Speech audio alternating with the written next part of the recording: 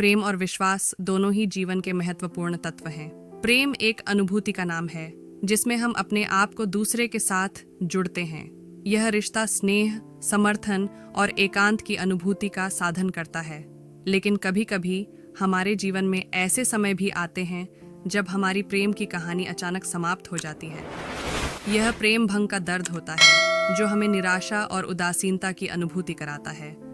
लेकिन जीवन एक निरंतर अभिवृद्धि की यात्रा है और हमें उसमें आगे बढ़ने के लिए तैयार रहना चाहिए। यह कहानी है एक ऐसे युवा के बारे में जो प्रेम भंग के बाद भी अपने जीवन को आगे बढ़ाने के लिए प्रेरित होता है। ये उसकी कहानी है, उसके दर्द की कहानी है और उसके संघर्षों और जीतों की कहानी है। प्रारंभिक संवाद अधिवेशन ने अपने मित्र आशीष को फोन किया। उनकी आवाज में थोड़ा सा चिंता और उदासीनता थी।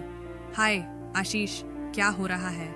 आशीष ने सुना और अधिवेशन की आवाज से उसकी परेशानी को समझ गया। कुछ अच्छा नहीं लग रहा है, तू ठीक है? नहीं यार, मैं नहीं हूँ, वह चली गई। क्या? कौन? याद करने लायक नहीं। आशीष ने अधिवेशन को वार्ता किया और उन्होंने उसे समझाया कि वह सब कुछ ठीक करेंगे। प्रेम भंग की दर्दनाक कहानी। अधिवेशन की प्रेम की कहानी एक पारंपरिक कहानी थी।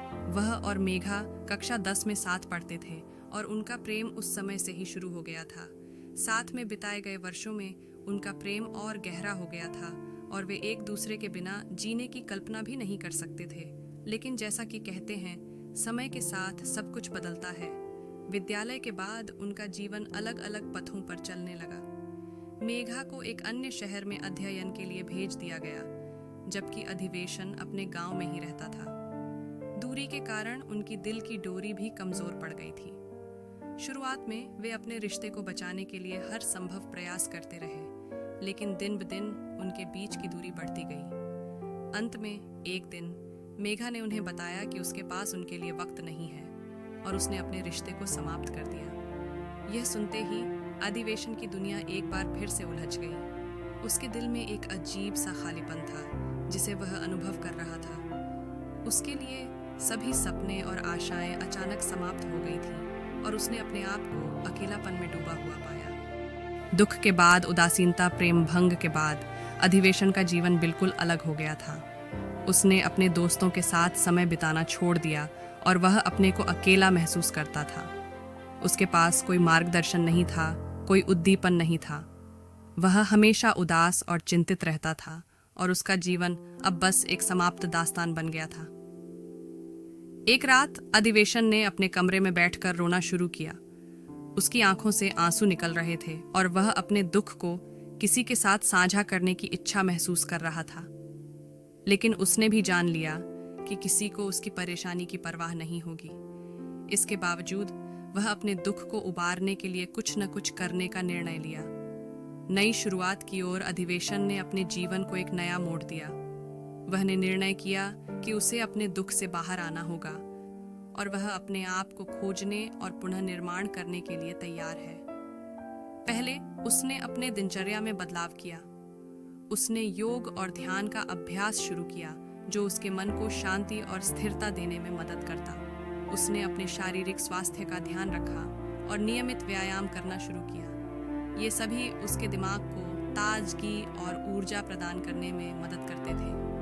दूसरे, उसने अपने करियर को पुनः संरचित किया। वह नई कौशल सीखने के लिए आगे बढ़ा और उसने अपने लक्ष्यों के प्रति पुनः जोर दिया। यह उसके जीवन को एक नया उद्दीपन और महत्व दिया और उसने अपने आप को सफलता की ओर अग्रसर करते हुए देखा। तृतीय, उसने सोशल कनेक्शन बनाने का प्रयास किया। उसने नए दोस्तों की श्रृंगारिकता को स्वीकार किया और उसने समाज के साथ अपना संबंध मजबूत किया। यह उसके अंदर की नई ऊर्जा और खुशी का स्रोत बन गया। अधिवेशन के जीवन की नई शुरुआत ने उसे नई दिशा और उद्दीपन दिया। उसने अपने दुख को अपनी ताकत में बदल दिया और अपने आप को एक नया आयाम दिया। नया जीवन की खोज। अधिवेशन का जीवन अब एक नए रूप में चमक रहा था। वह एक संतुलित और सकारात्मक जीवन जी रहा था जिसमें उसकी दिलचस्पियों और प्राथमिकताओं का समृद्ध संग्रह था। उसके लिए प्रेम भंग एक सीखने का मौका था।